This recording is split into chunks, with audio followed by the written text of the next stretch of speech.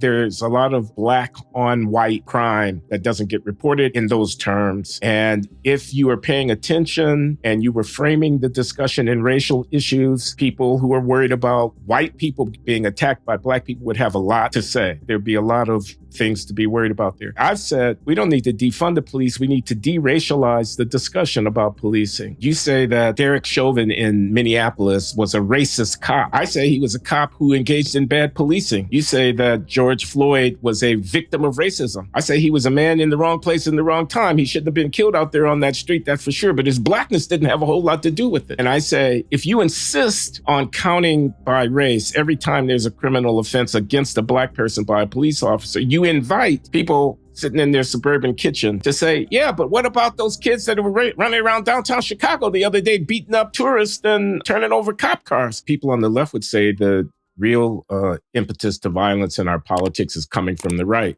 Oh, I know. They would talk about militias, and you've studied right-wing extremist, anti-black racist figures in your own academic work. What do you think about that? Do you agree that there's a serious threat coming from the right in terms of terrorism, domestic terrorism, and anti-black racism?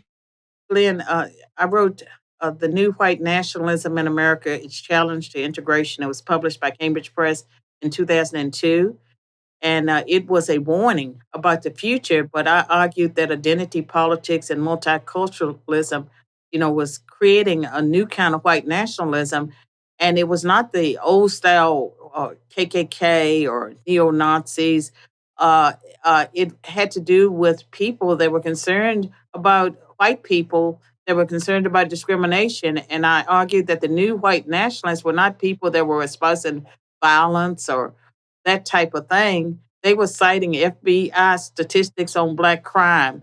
They were pointing out that white people were being discriminated against and that their rights were being trampled. They were talking about racial double standards.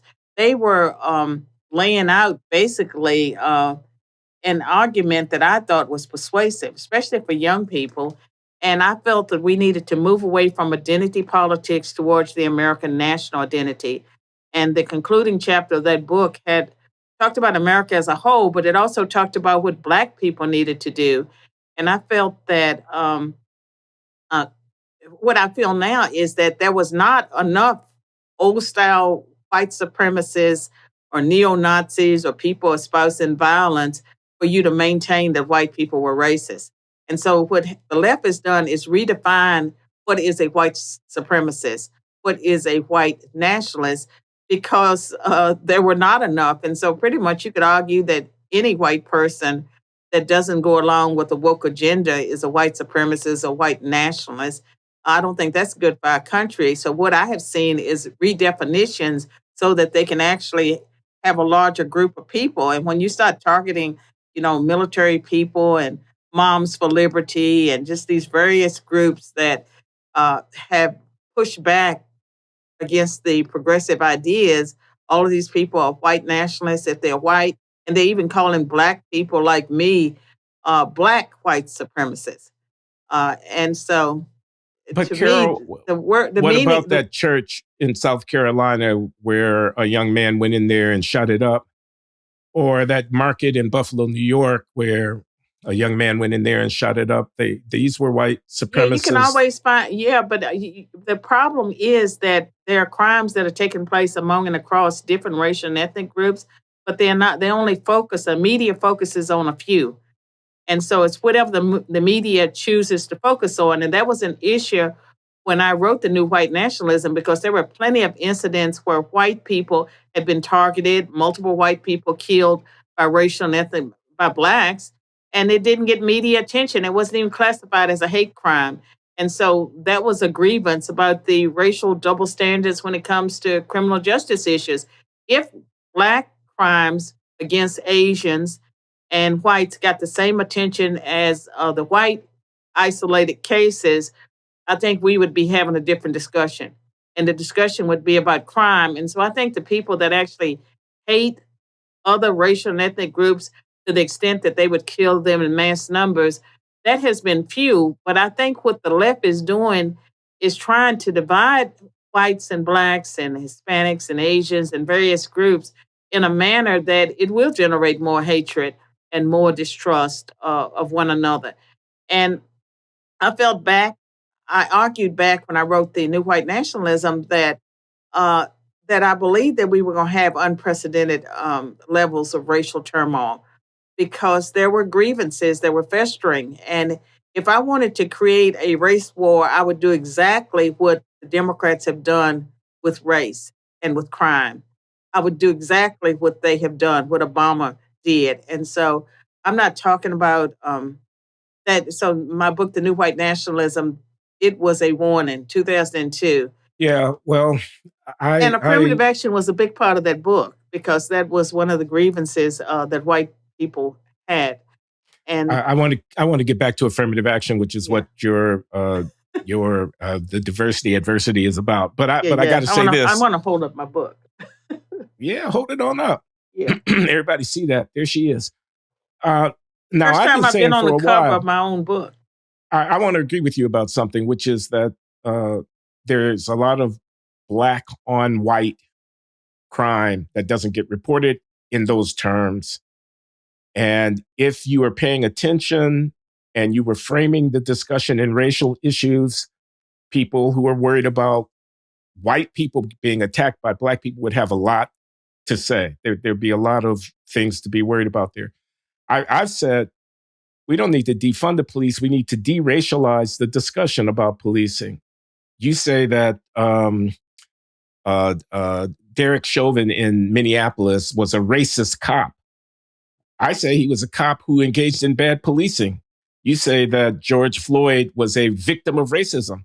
I say he was a man in the wrong place in the wrong time. He shouldn't have been killed out there on that street, that's for sure. But his blackness didn't have a whole lot to do with it.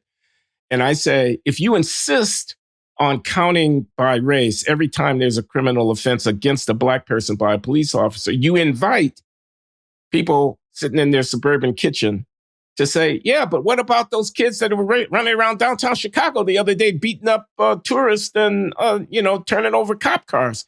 Or what about the high homicide rate in Detroit, in St. Louis, in Cleveland, in Philadelphia, et cetera, et cetera? Who's committing those crimes? You invite them to count by race. You're going to count by race? They're going to count by race.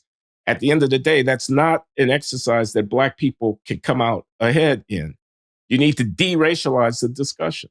But Glenn, So that's my view. come out ahead because the mainstream media doesn't report the black on white crimes at the same rate. They almost never report them.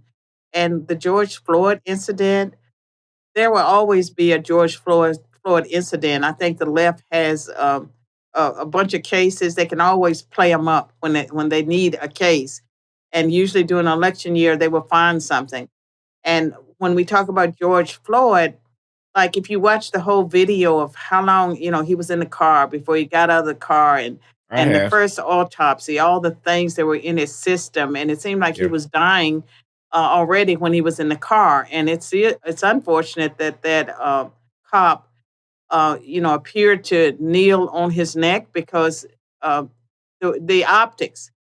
But at the same time, the autopsies, the family got 2 additional autopsies to be able to make the claim that the police officer killed him.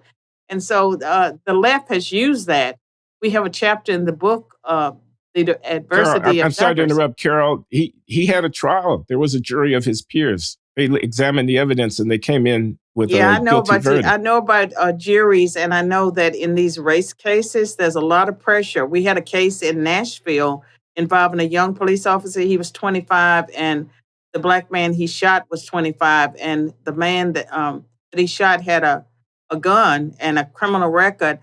The mayor, on the night of the shooting, went to the mother of the black guy and told her that he was going to get justice for her son. The white police officer followed policing because he said, at any rate, he was following his police manual, and the prosecutor said he had the Nuremberg defense. And so they ended up paying the family, even before the young white guy had his trial, giving a settlement to the family. Then he was convicted. I think he was sentenced to 3 years in prison, and then they quietly released him. But he didn't get a fair trial based on the facts, and the mayor had already said. Oh, and then the first judge refused to indict the police officer based on the evidence, and they went around and found another judge shopping. And so that got attention in Nashville.